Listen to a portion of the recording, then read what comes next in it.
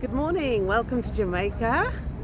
So I'm at Kingston Waterfront this morning and it's about 7:45. So yeah, they say Jamaica is known for its beaches, the warm climate and the hospitable people. But what I would say as a tour guide, Jamaica for me, I mean, when you come down here to Kingston Waterfront, look at this view. You've got Norman Manley Airport in the distance, and this is Kingston Waterfront. You've got the Rock Hotel over there. This is the Bank of Jamaica here, this building. You've got other buildings, Air Jamaica, Grace Kennedy. And what's quite interesting, this morning, some people have come and had a swim this morning.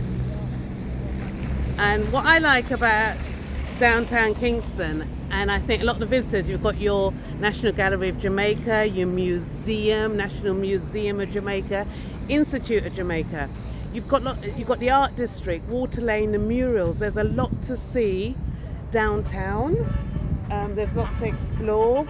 You can even go to Port Royal, Fort Charles. See, there's a gentleman here who's just gone for a swim. There's a lot to explore downtown.